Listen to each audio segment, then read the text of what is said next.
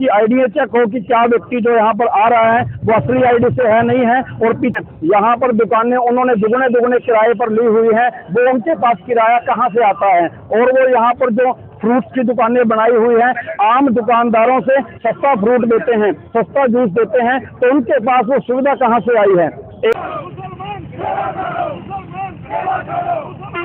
मुसलमान पहेवा छोड़ो, ये आवाज़ आपके कानों तक गूंज रही होगी। ऐसा क्यों? क्योंकि पहलगाम के अंदर जो 2 दिन पहले आतंकी एक हमला हुआ जिसमें 26 लोग मारे गए, इसको लेकर के पूरा देश गुस्से में, सर्वदलीय बैठक हो रही है। देश के कोने कोने के अंदर, हर शहर के अंदर इस प्रकार का रोष मार्च निकाला जा रहा है। और ये तस्वीरें आप पेहोवा से देख रहे हो।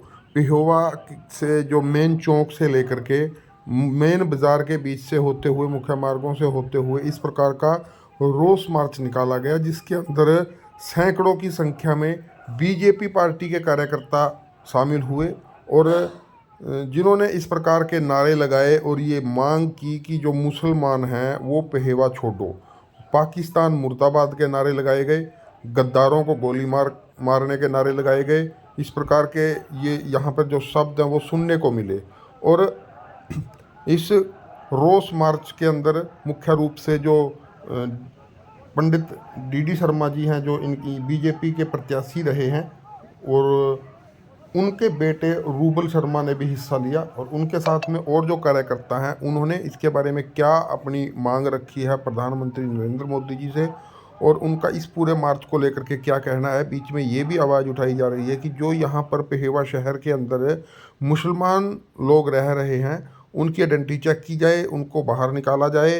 और भी बहुत सारी ऐसी बातें हैं जो इन लोगों ने कही। लेकिन यहाँ पर एक चीज़ और जो ध्यान देने वाली बात ये ज़्यादा रही कि इसके अंदर ज़्यादातर बीजेपी पार्टी के कार्यकर्ता यहाँ पर दिखाई दिए, जो या आरएसएस के कार्यकर्ता लगाओ या फिर जो विश्व हिंदू परिषद के कार्यकर्ता। तो इस प्रकार के जो कार्यकर्ता मिले। तो आइए देखते हैं कि अब इनका क्या कहना है इसके बारे में, और ये जो आतंकी हमला हुआ उसके बाद में देश के अंदर कैसा माहौल है, किस ओर देश जाता हुआ दिखाई दे रहा है। और उसके अंदर छोटे छोटे जो बच्चे वहाँ पर मौजूद थे, उन्होंने अपनी आप बीती सुनाई, जिसके कारण हर व्यक्ति हिंदुस्तान का, वो चाहे किसी भी कौम का हो, उसके अंदर आग है। उसी आग के स्वरूप पूरा पेहोवा शहर, पूरा कोई भी, चाहे उसके अंदर हिंदू है, चाहे कोई सिख है, चाहे कोई अन्य जो भी हमारे भाई हैं, वो सभी हमारे साथ खड़े हैं। और सबके सब यहाँ आकर के पहलगाम के अंदर हुआ नरसंहार की भर्त्सना करते हैं। और उसके लिए पूरे पेहोवा के अंदर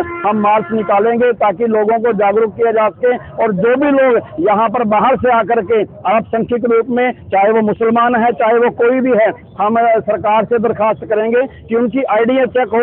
वो हम काफी समय से मांग कर रहे हैं। और यहाँ पर उनकी आईडी चेक हो कि क्या व्यक्ति जो यहाँ पर आ रहा है वो असली आईडी से है नहीं है, और पीछे क्या वो क्राइम करके कोई आया है नहीं आया है। और यहाँ पर रहने वाला वो व्यक्ति जो है, यहाँ पर दुकानें उन्होंने दुगने दुगने किराए पर ली हुई है, वो उनके पास किराया कहाँ से आता है। और वो यहाँ पर जो फ्रूट्स की दुकानें बनाई हुई हैं, आम दुकानदारों से सस्ता फ्रूट देते हैं, सस्ता जूस देते हैं, तो उनके पास वो सुविधा कहाँ से आई है।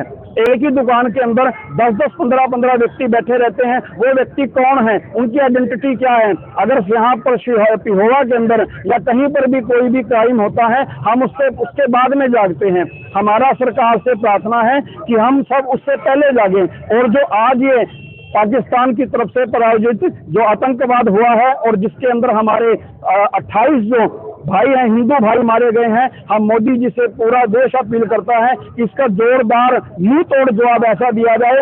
28 हमारे व्यक्ति जो मरे हैं, हम चाहते हैं 28 करोड़ का सफाया हो, पूरा पाकिस्तान नक्शे से नष्ट हो और पूरे पाकिस्तान के अंदर इस बात का भय हो। हमारे भारतवर्ष के अंदर पहलगाम के अंदर इतना बड़ा हमला हमारे देश के नागरिक के ऊपर हुआ, और जिसमें उनकी धर्म पूछ कर मारा गया, तो इस हमले की मैं कड़ी निंदा करता हूं। और माननीय मोदी जी से और देश के गृह मंत्री श्री अमित शाह जी से और रक्षा मंत्री श्री राजनाथ सिंह जी से मांग भी करता हूं कि वो जो भी इस हमले का मुंह तोड़ जवाब देंगे, देश का हर नागरिक उनके साथ कंधे से कंधा मिलाकर खड़ा है।